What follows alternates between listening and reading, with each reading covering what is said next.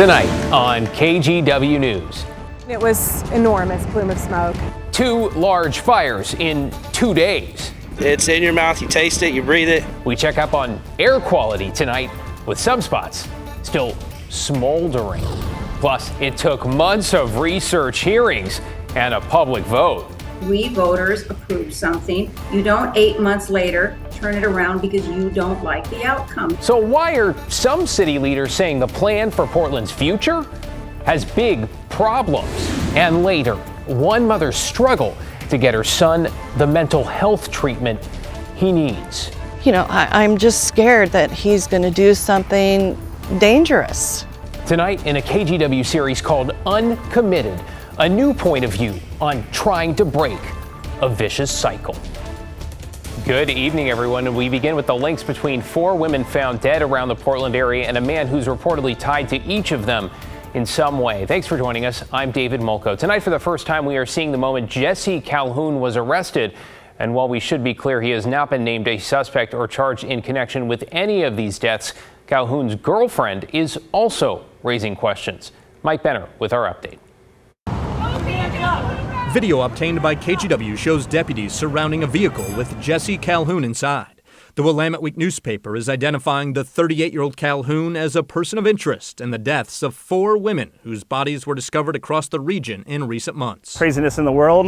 You hope it doesn't happen too often. It was pretty nuts to see it happen in my backyard. This guy did not want to show his face or share his name, but he witnessed Calhoun's arrest. In fact, he's the one who shot the cell phone video. It all went down back on June 6th as Calhoun and his girlfriend were fueling up at a gas station along Southeast McLaughlin in Milwaukee.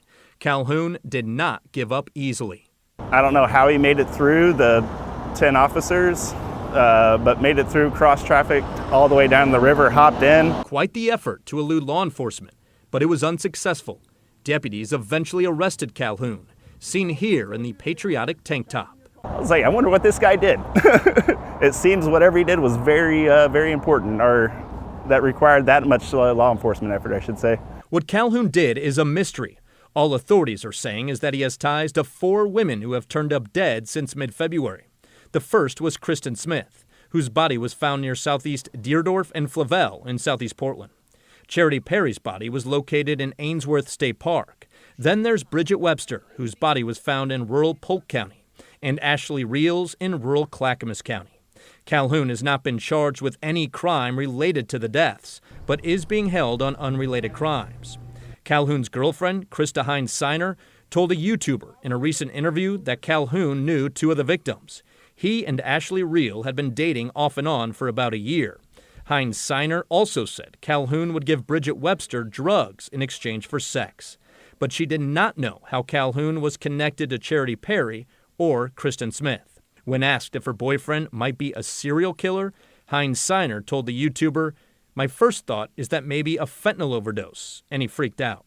Hines-Siner said while her boyfriend may be addicted to sex and dealing drugs, he's a family guy. He seems like a family guy. He's really close with his family, and he would do anything for them and stuff. But like my kids, he loves my kids, and my kids love him. A man who's been sitting behind bars ever since his very public arrest more than a month ago. What's the golden rule or whatever, eye for an eye, stuff like that. I don't have any political stance on it, but definitely don't want to see him come out from bars ever again. I'm Mike Benner for KGW News. This evening, we are continuing to keep a very close eye on an industrial fire in Longview. This was breaking news last night at 11. The fire is now contained. The crews are staying on the site through the night. They are working to pull apart a pile of wood chips to make sure all the burning embers are extinguished. And as they do that, they say the smoke is increasing again. Firefighters say the blaze started in that wood chip pile at the Nippon Dynawave factory on property it shares with the Weyerhaeuser paper mill. At one point today, Clark and Cowlitz counties were under an air pollution advisory because of all that smoke. I mean, you can taste it right now. It's like we're in the middle of a campfire, and the smoke keeps following you around and you get it in your mouth. Well, the smoke also prompted Multnomah County to issue a ban on all wood burning until further notice. Another big fire today gutted a former Kmart store in Northeast Portland. Tonight we learned the company who wants to build a freight warehouse here is going to move forward with the plan, so the fire is a bit of a setback for them. This place sent a huge plume of black smoke into the sky that could be seen for miles. Crews say there were limited fire hydrants there, and they faced challenges with fences and barriers meant to keep people out, which slowed their response as the embers fell and smoke filled the neighborhood. Firefighters were able to get it under control after a couple of hours. Nobody was hurt and no word yet on the cause.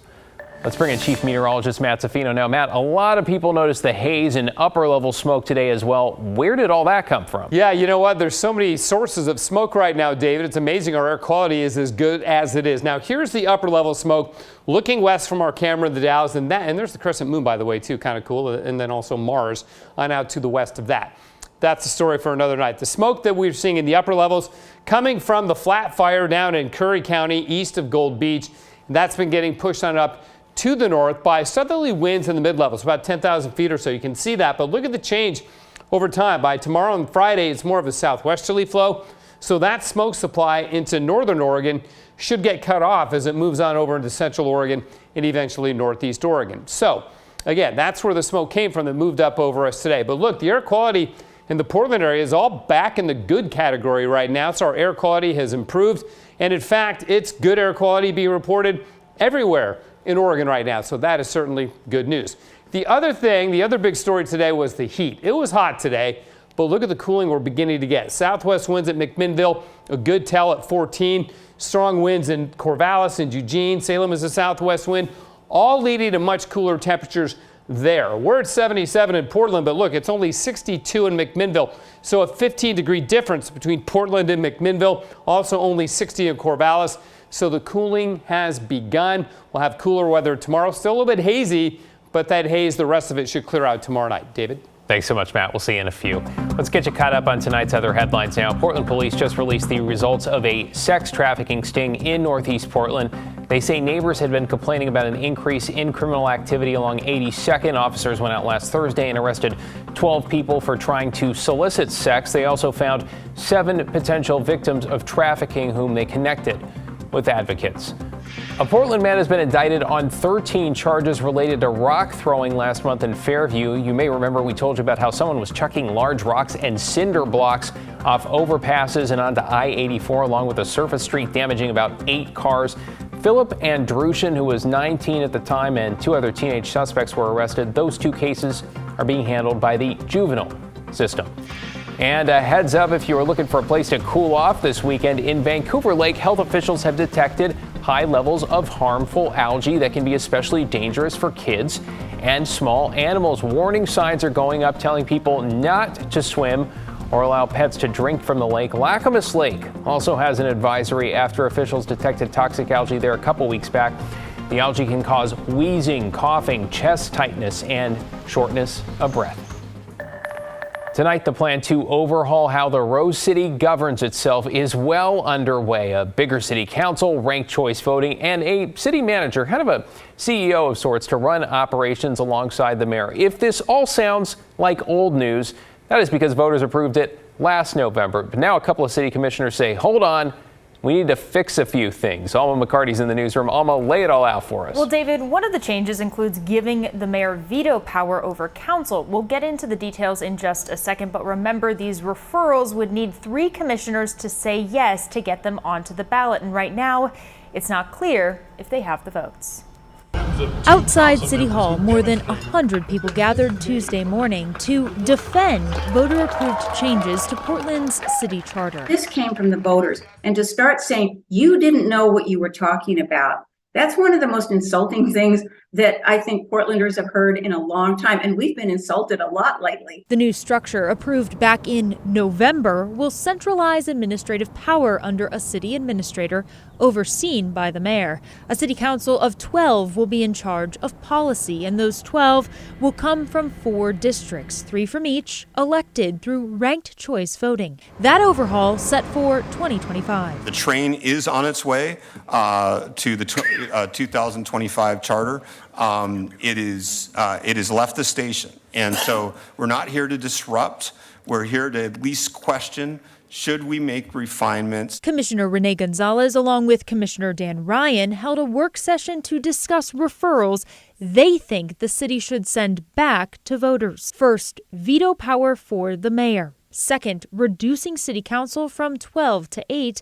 And third, adjusting the ranked choice voting. I want to be crystal clear at the kickoff. This is not to undo 26228. All of this is to focus on what tweaks we might make to assure better implementation and a more effective government. At the meeting, that goal wasn't exactly well received. Even Mayor Ted Wheeler virtually weighed in. This is not the opportunity for elected officials to tell the public how we think they should be governed. This is their opportunity to shape their government in the way they want, for better or for worse. They like to use the word tweak. It was not a tweak. It was a fundamental altering of what the voters had supported. Melanie Billings-Yoon, a former Charter Review commissioner, said even considering these referrals felt like a slap in the face of all Portlanders. We didn't build this from our own sitting around in a room deciding this is what we want. We held hundreds of public meetings, listening to people, and it genuinely was